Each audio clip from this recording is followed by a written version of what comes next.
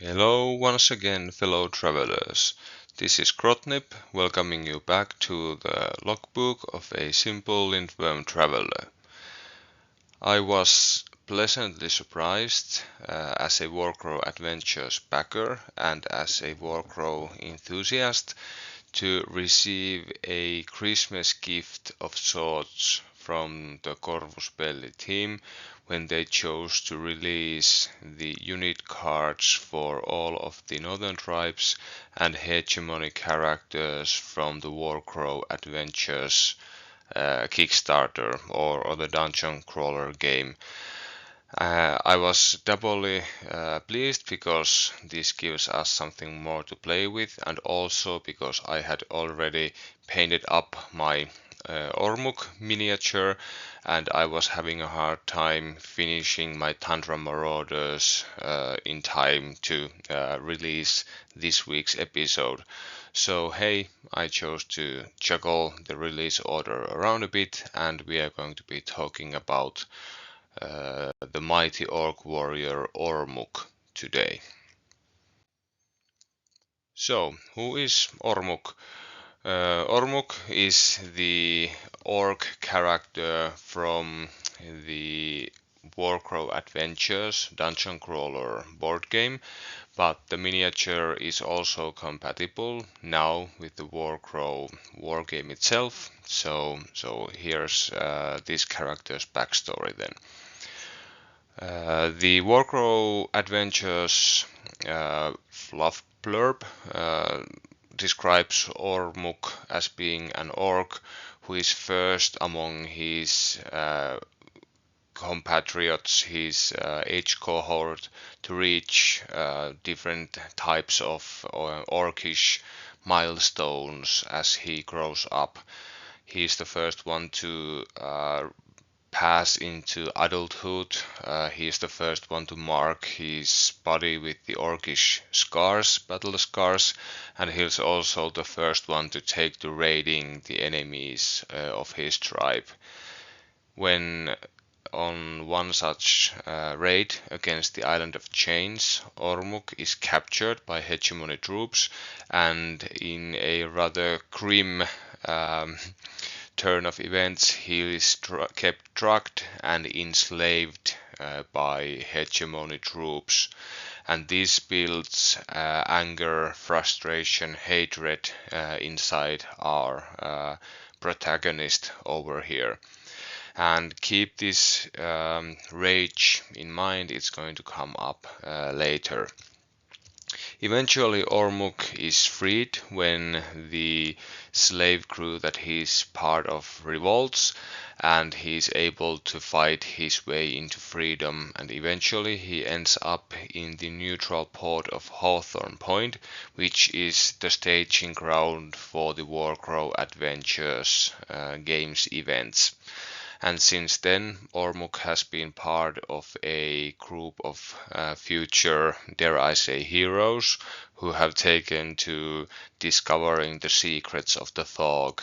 But more on that when you get around to playing the Warcrow Adventures game.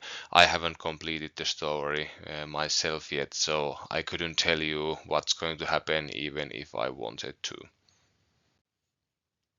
So here's Ormuk's card provided to us by Corvus Belli. I have trimmed the card a bit, but there is no lower half for the card at all, since Ormuk can't join any units. So this is all we are going to be going through today.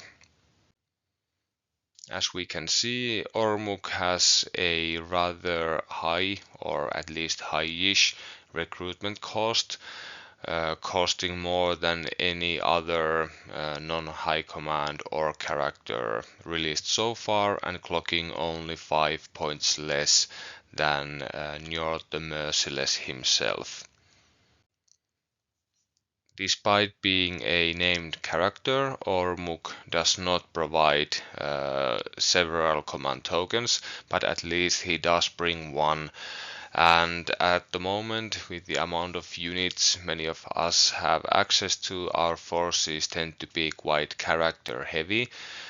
So a big river can be formed by adding several smaller streams together, and Ormuk is just one more way of getting that additional command token to your force. And if you have several characters of this type to complement your high command choice, whichever that may be, you start to build up a decent pool at some point. And as we are going to see, Ormuk has a command skill that can make use of his own command token and obviously those provided to him by the rest of the force. As we can see from the profile here, Ormuk has the standard orcish movement of 3-2 with a 10 stride charge.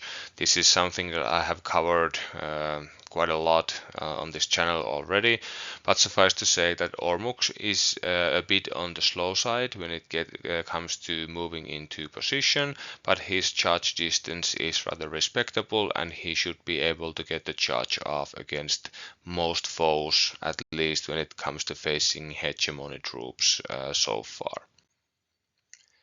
4 wounds is also starting to become something of a standard for fighter type orc characters such as the contender and the prime warrior, so no surprise there.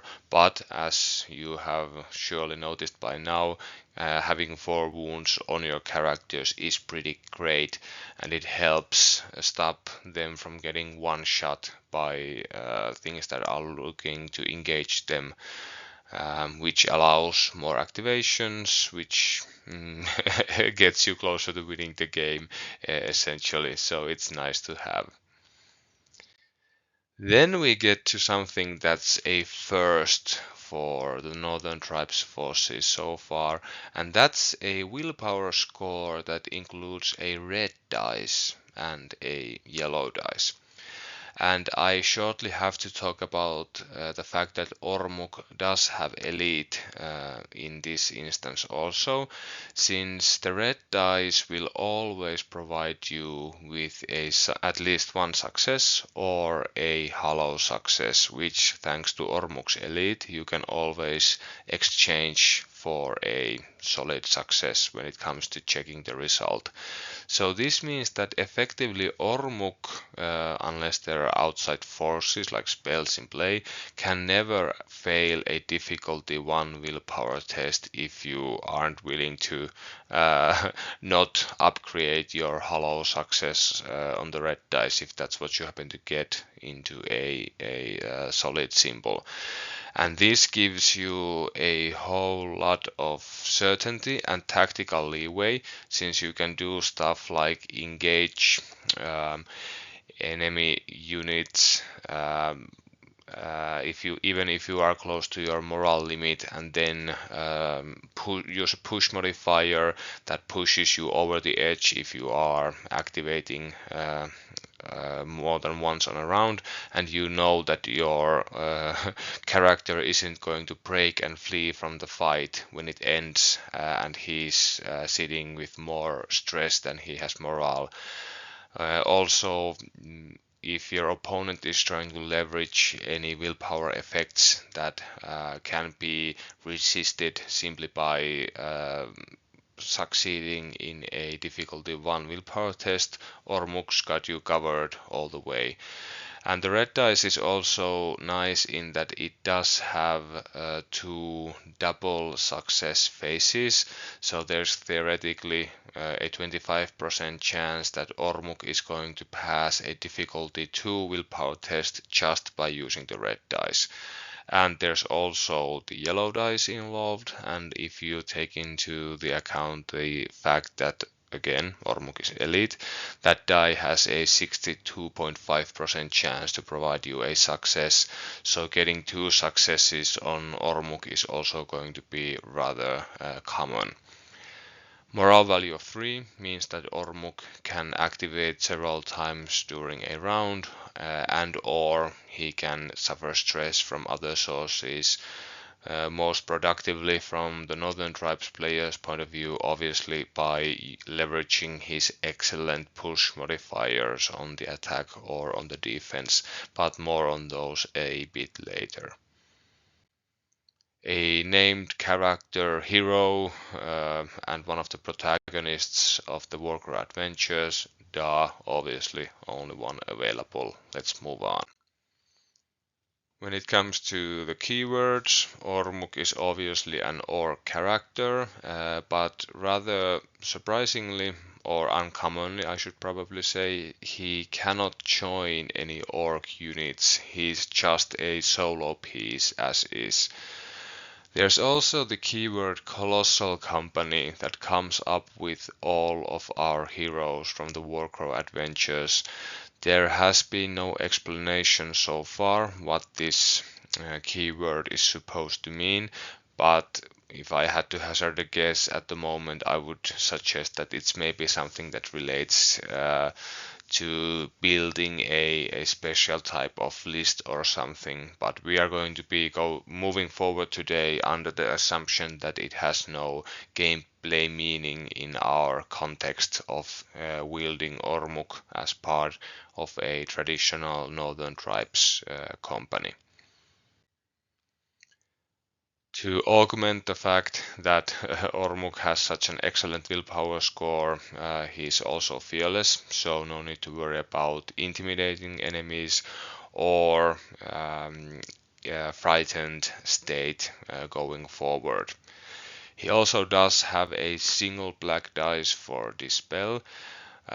This isn't going to be too powerful. It's not going to stop most of the enemy's magics reaching your valiant orc warrior, but then again with elite you do have a 50-50 chance of providing a solid block for Ormuk when dispelling, so that can throw a wrench in your opponent's plans if you get lucky and they get unlucky, or in the more common situation, probably it's going to have an effect on your opponent's decision making process, as they have to consider whether they can take the risk of casting a spell at Ormuk when there's also the possibility that he's going to be trying to resist the spell with a block provided by this black dice.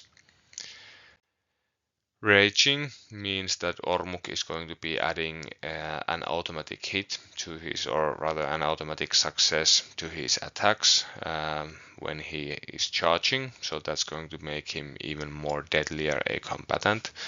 Elite is a extremely powerful all-around enabler that's going to increase Ormuk's effective willpower, effective damage, effective defense, even make the dispel keyword more powerful. So that's a really great buff on Ormuk. Interestingly enough, Ormuk also has the Bloodlust keyword. Usually Bloodlust is probably going to be associated with a special type of enemy unit that your model is suffering Bloodlust towards. Look for example at Trigger the Anvil's Bloodlust Varang ability. But with Ormuk you have a distinct lack of any special target for the Bloodlust, which means that he's he's lusting for destruction of all your opposing units. How Bloodlust works is that if you are within charge distance of an enemy unit, you have to charge them, and if there are several units to pick from, you have to charge the closest one if you are employing Bloodlust. You can resist the effects of Bloodlust for a turn by passing a simple difficulty 1 willpower test, and as we have already covered, Ormuk will also always be able to pass such a test, so this means that Bloodlust is simply a totally optional skill that Ormuk can use when he wants to. The payoff from deciding to apply Bloodlust is the fact that you get to re-roll your attack rolls against the unit you have charged, even on the subsequent attacks, not just on the turn that you are charging them. And as we are going to be seeing, attacking even in lieu of defending is Ormuk's whole thing. So getting potentially rerolls on everything is an extremely powerful ability, or at least a moderately powerful ability that Ormuk can choose to switch on and switch off if and when it's going to be in his interest to do so.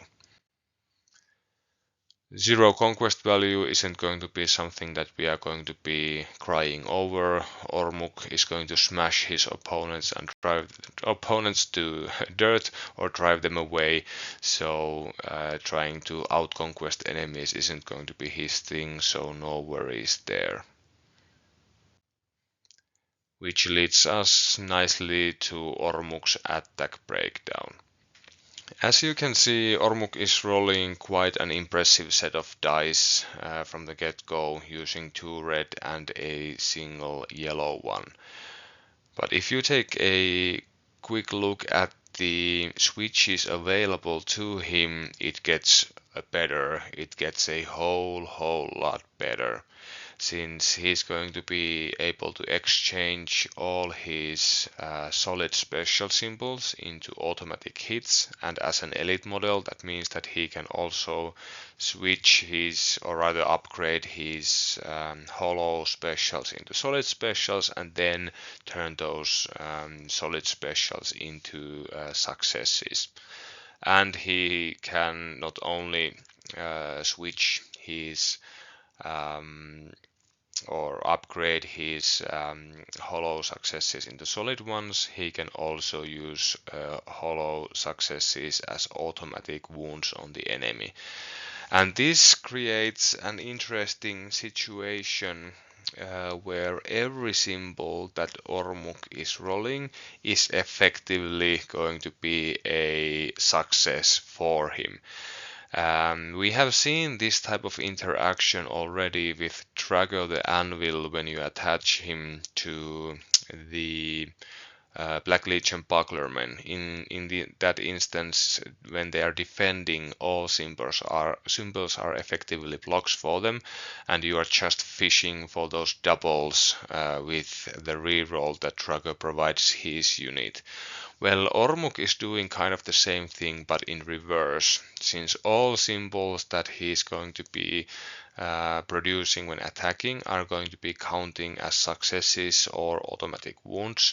So you are simply looking for the largest amount of symbols on your die roll, and this actually means, quite ironically, that the yellow dice is better for him than the red dice are, since the yellow dice has more facings with double symbols than the red dice has.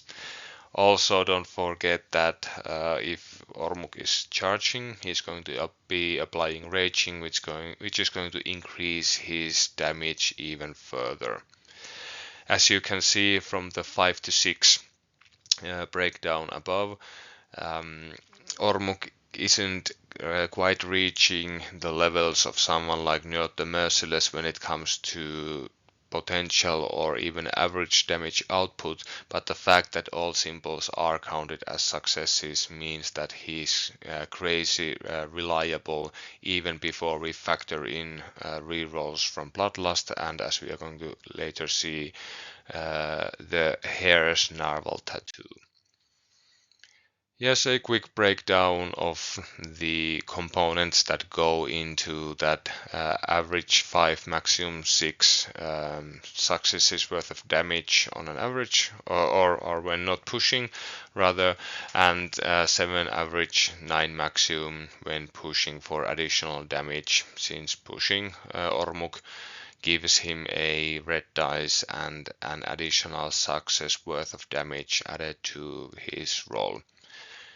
I've used the symbol for equivalents of specials or total specials there below, since Ormuk is going to be using both the solid specials and the hollow specials to empower his switch that's going to be adding additional successes to the roll.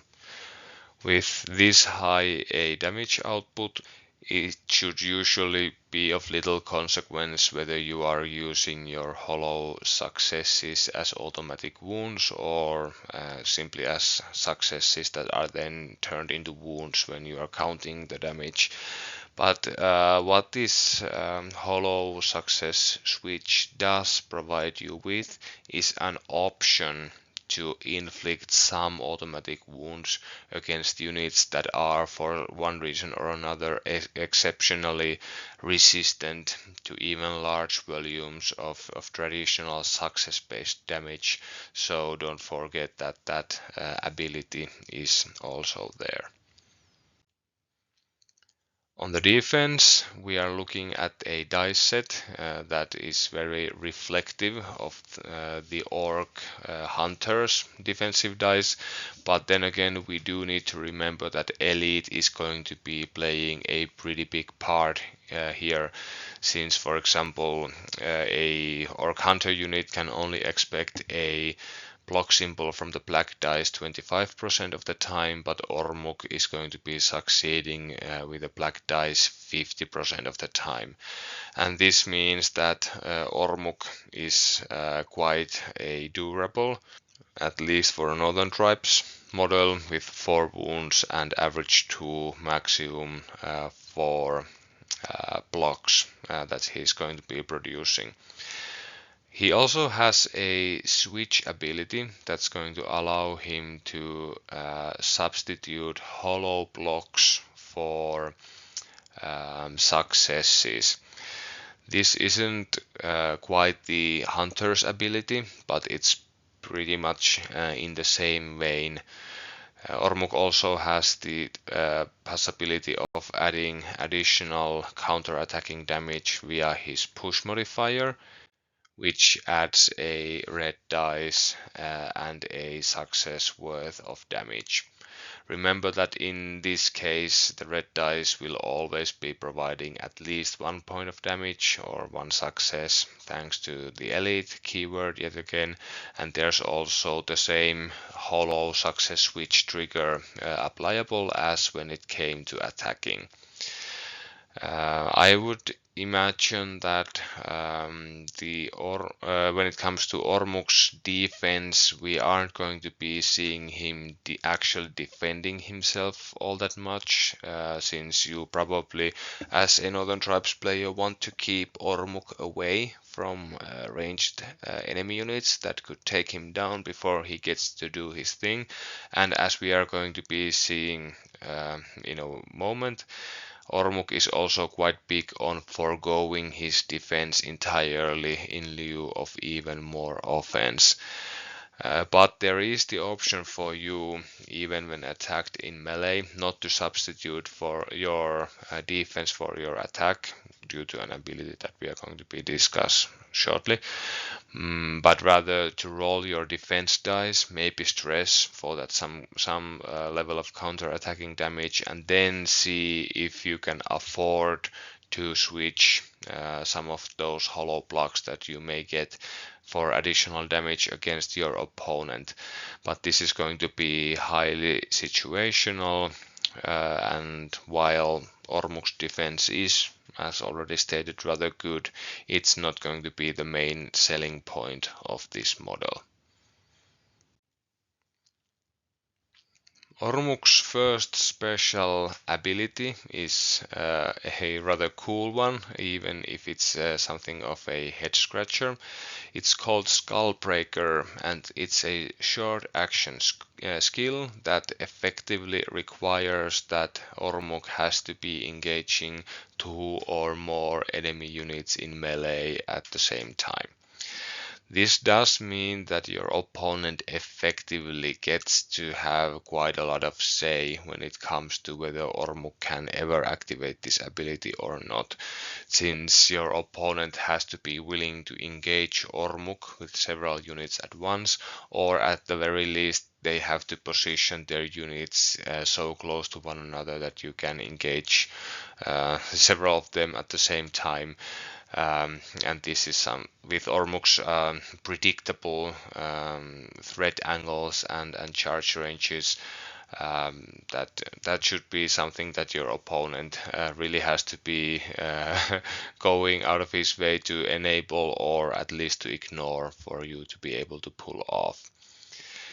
You also do need to remember that as this is a short skill activation, it's not applicable to use the Skullbreaker after you have charged or assaulted, as those full activation skills, or long skills rather, dictate that you have to perform your movement and then you have to perform a melee attack, and Skullbreaker doesn't fit that description.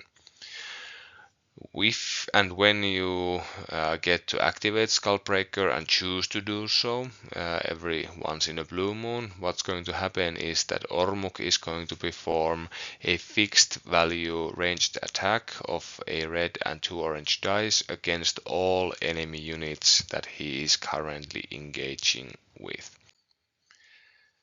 As you can see, the damage from this attack is greatly reduced, as it's providing you on average with 3 successes and at most 4, and there are no switches or additional push modifiers involved, so you are really toning down the amount of damage, or at least single target damage, that Ormuk is doing.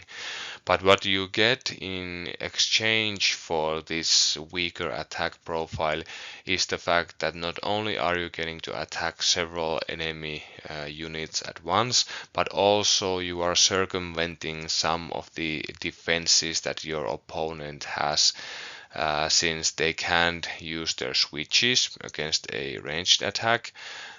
They can't make opportunity attacks against you for attacking a unit in a melee where several enemy units are engaging you at once, and so forth. And also you're stopping them from stressing or counter-attacking you with their attack dice. So that's, if they have any of those to add to their roll, so that can be situationally rather nice.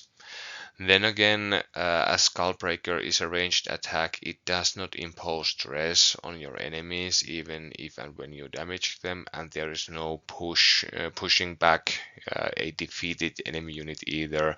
So you are really looking at a much toned down version of Ormuk's standard attack with this one.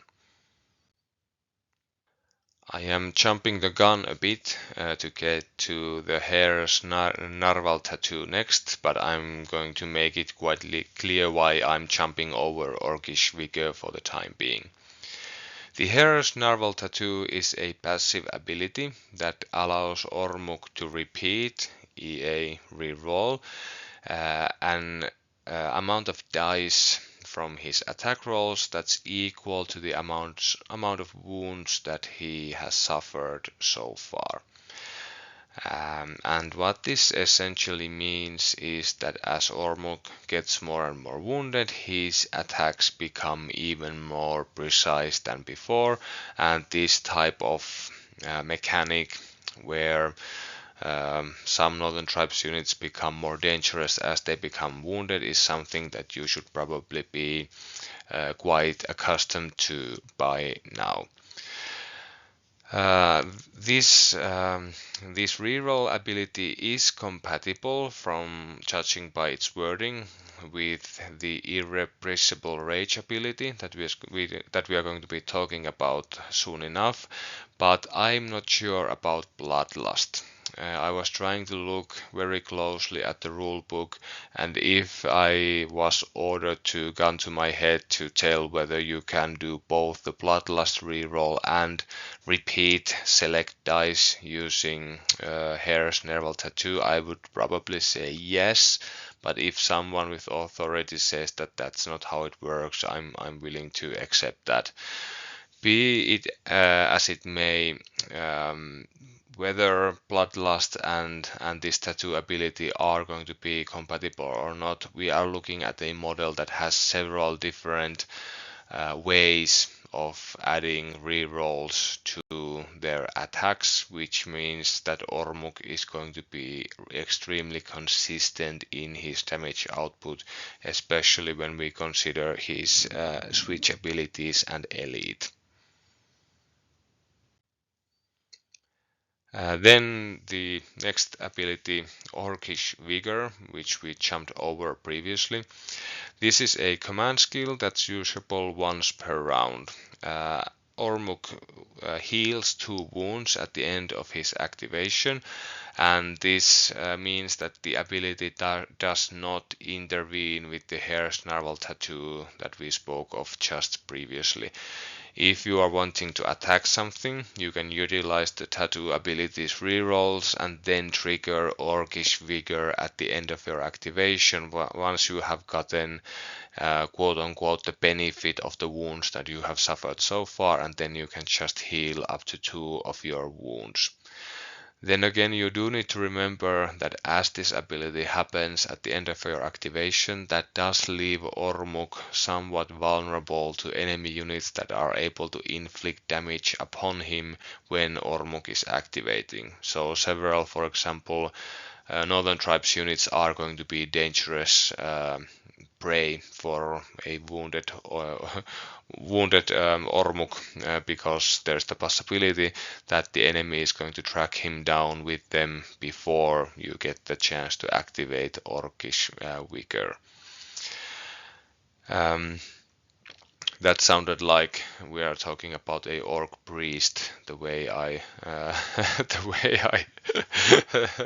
accidentally said vigor there, but it's okay.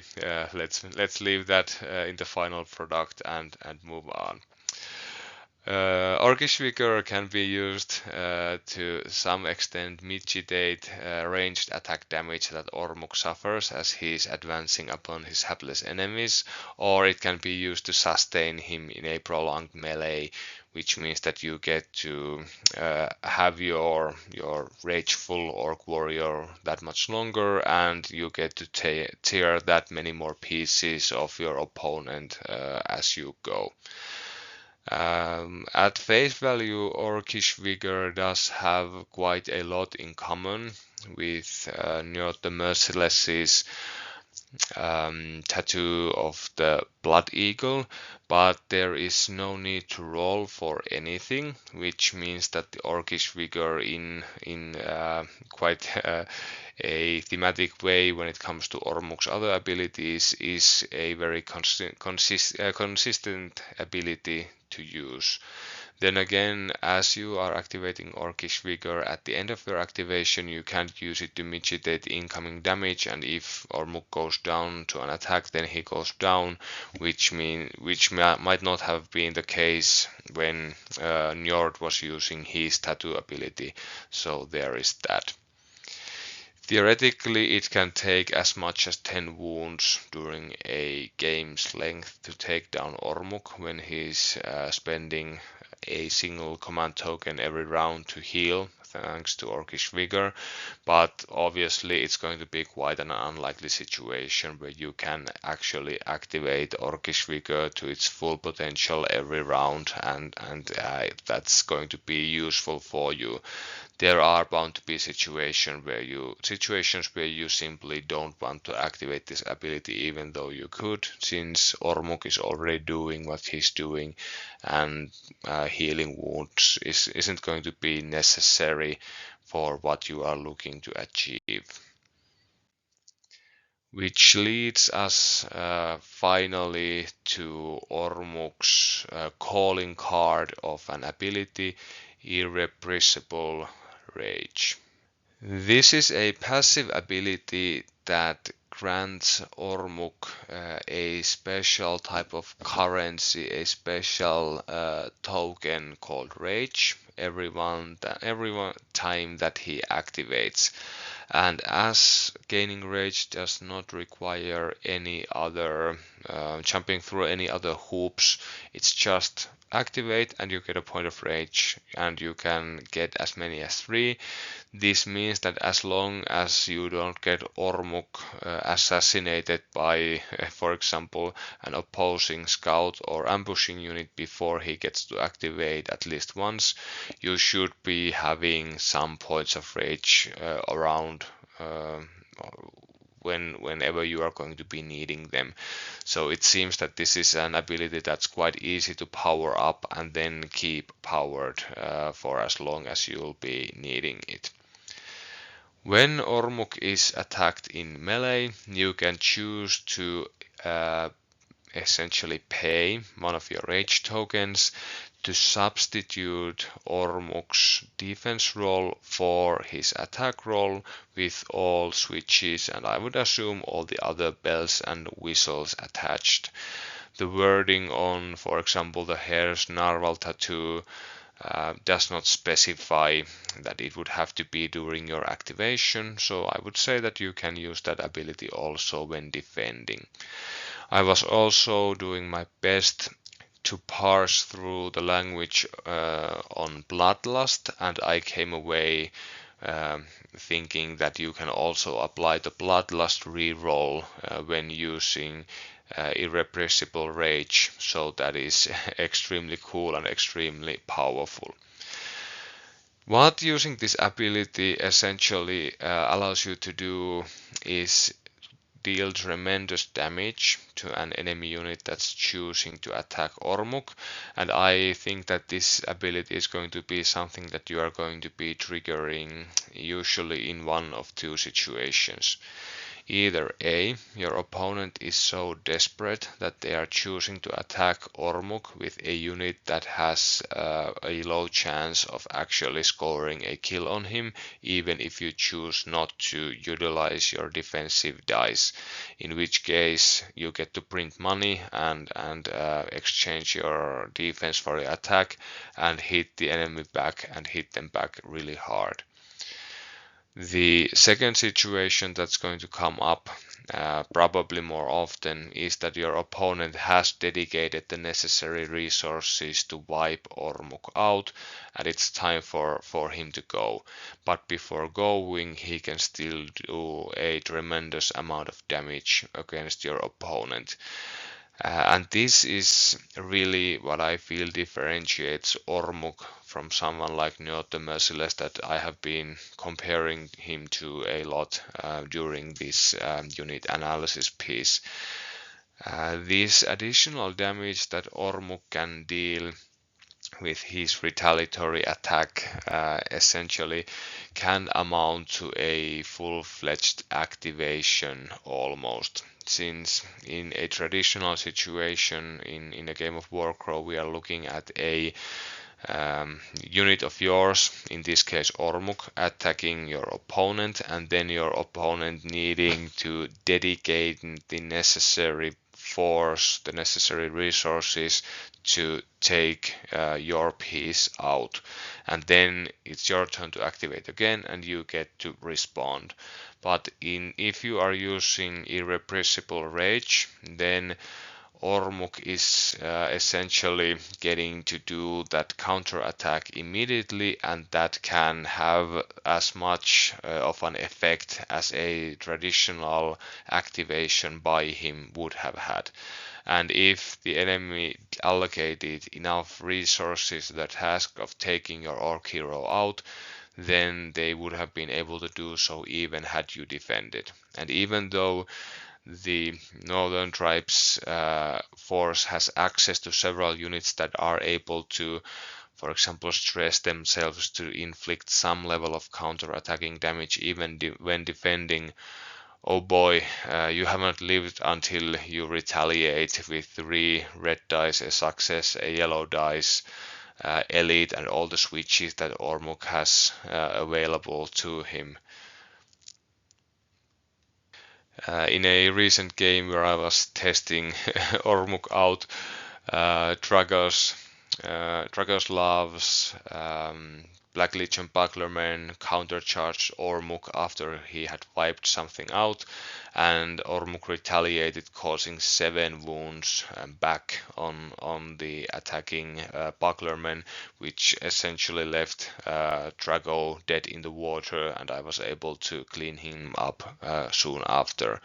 So irrepressible rage is really the thing with Ormuk, in addition to the more standard durability and offensive solutions or capabilities rather that he provides your force with. Which leads us nicely to the end of this analysis.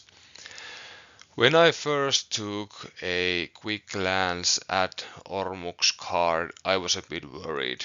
I was thinking to myself that okay, this is looking a whole lot like Njord the Merciless, and Njord being such an excellent piece is probably going to be more effective doing the things that Ormuk seems to be looking to do, but I was extremely happy and content when I dove deeper into Ormuk's profile and started playing him to see that he is actually a whole different type of model, at least in some of the more unique things that he can do. When it comes down to the very basics, Ormuk is a truly brutal bruiser character who can cause direct damage against enemies almost as well as someone like Njord the Merciless or some of our other extremely powerful characters. Ormuk's highs aren't quite as high as some of our other characters when it comes to dealing damage or sustaining enemy hits for that matter, but at the same time he is crazy consistent, especially when attacking, and that's a really nice thing to have. Some people and some situations are best served when you have a high risk, high reward type of unit, and then there are situations where consistency is the king, and in those situations Ormuk is really going to shine, I think. His uniqueness comes into play when it comes to utilizing his rage tokens to forego defense in order to attack your opponents at least one last time, and this is going to be the main selling point of getting this orc hero. If you are managing to escort, protect, guard, or otherwise sneak your way into the enemy lines, it's going to be a terrible problem for your opponent to deal with Ormuk, since they have to essentially resign themselves to the fact that whatever they send after Ormuk in melee is going to get plastered around the battlefield if and when he chooses to counter-attack them. Ormuk does not provide your force with a lot of force multiplying effects. He's a solo fighter, but then again he does not tax your support resources too much either. He's a rather plug and play solution that's going to offer you a powerful offensive character that can devastate your opponent on his way to the door. I in my mind I'm calling Ormuk the green hand grenade, because that's what he feels like. If you can get him close enough and then release him to get among your opponent's force, he's going to explode and cause tremendous damage there, and that's a really powerful ability to have. To end this analysis, I would like to, for one moment, bring us all the way back to Ormuk's backstory. The whole thing of him becoming somewhat resentful and filled with rage due to his background as being enslaved and drugged by the hegemony troops is what I feel justifies the profile that we see on the gaming table. As those of you who have